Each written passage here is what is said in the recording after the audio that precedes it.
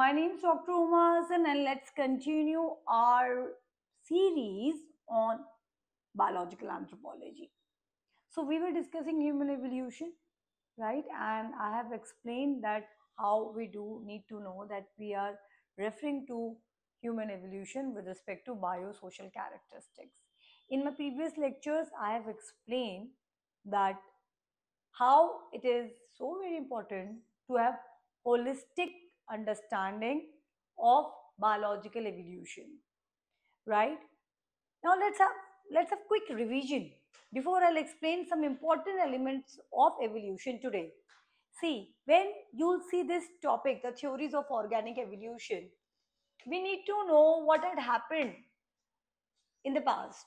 Okay, we are basically interested to know about our humans origins. Okay, so this is the basic part. Now we have discussed in my previous lecture that what was happening in the 5th and 6th century, how Aristotle's like professors, like philosophers like Aristotle, they were saying that theory of spontaneous generations is correct explanation in order to know about humans origins. Then during this medieval to transition phase, we have seen lot many mythological theories in order to understand human, like human origins, right? So we did discuss about all that. That Renaissance period, we were just trying to think.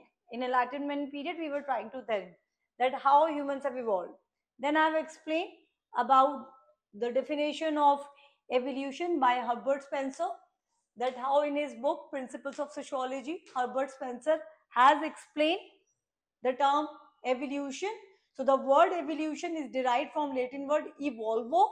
Evolvo means to roll out, opening out or unrolling. We did have a lot of discussion on these topics.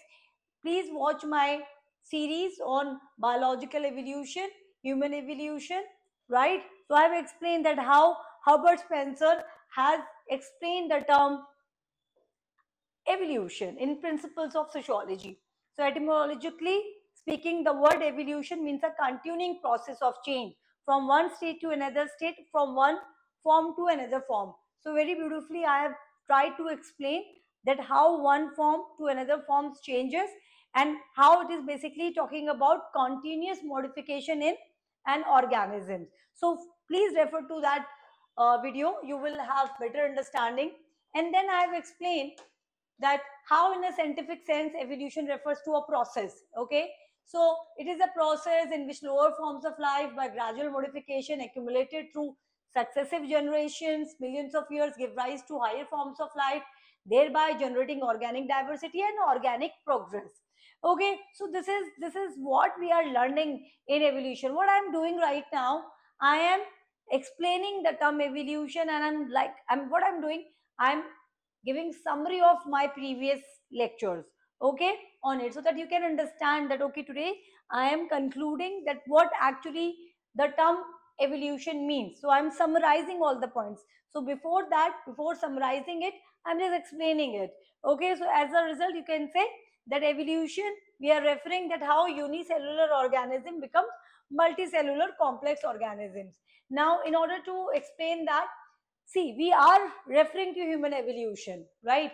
So in scientific language, evolution may be described as a process consisting of orderly changes take place in sequence. Okay, so this same opinion I have quoted with thinkers, because it's so very important for us to give us to give in our answers, complete information. You cannot simply just give explanation of evolution in your own terms. You also have to give some credibility who had explained that. Okay, so when we are referring to thinkers while explaining any concept, we are also bringing facts. So your answer should be the combinations of your own articulation and the factual information. Now in order to explain evolution, I had explained in my previous lecture about Julian Huxley. Now how Julian Huxley defines evolution. So what is the most important part?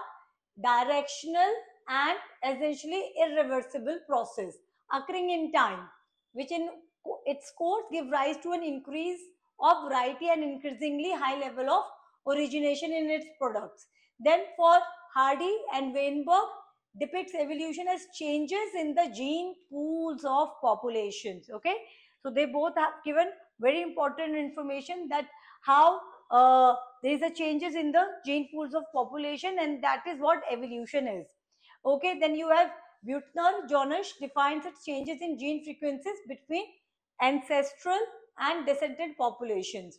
Okay, so this is how we will see that this is what people have explained, right? So Hardy Weinberg, so this is the equilibrium was put by Hardy Weinberg. I'm like, this is what I have explained about all the part. Now what you have to learn, what I am today explaining, that there has to be certain elements of evolution. All previous lectures with respect to defining human evolution should bring some concluding points. Okay, that should be there in your mind. Maybe you will not be able to write this much in your answers, that is for sure, because most of the time we are getting 10 markers, 15 markers, like we are not getting 20 markers on this topic. Even if we are getting, we must have that much of content. Now the point is not that how much you can write, it totally depends on the demand of the question, but your understanding should be clear. That is what I would refer as conceptual clarity. It is not about just cramming the factual information. I must have told, in my previous lectures or otherwise also, that biological anthropology, yes, you required cramming. You do have to learn facts, but with understanding. Now, so far, whatsoever we have discussed, it is giving us some important basic elements with respect to evolution. And what are they? The number one is organic evolution is the process. In previous definition, you must have seen that how all biologists are explaining it is a process. So one point is organic evolution is a process. Then irreversible process, the changes which have been occurring in terms of modification that cannot roll back. So irreversible process, long time taking event. It is not going to happen in one go. It is a gradual process. It requires million of years. It requires not many years to have derived characteristics in the process of evolution. Okay, so it is in definite direction. Higher forms of products you will find, higher forms of living organisms or organism you will find in the process of evolution. Okay, so that is going to be the final product.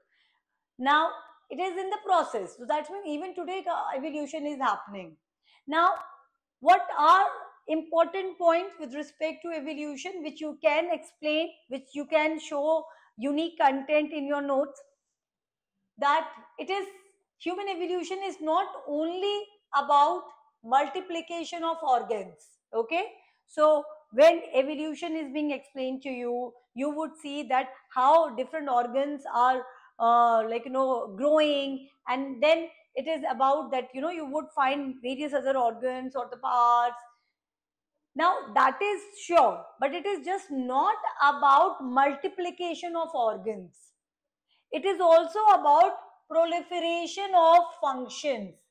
Now what is happening? Different organs are responsible for refined functions.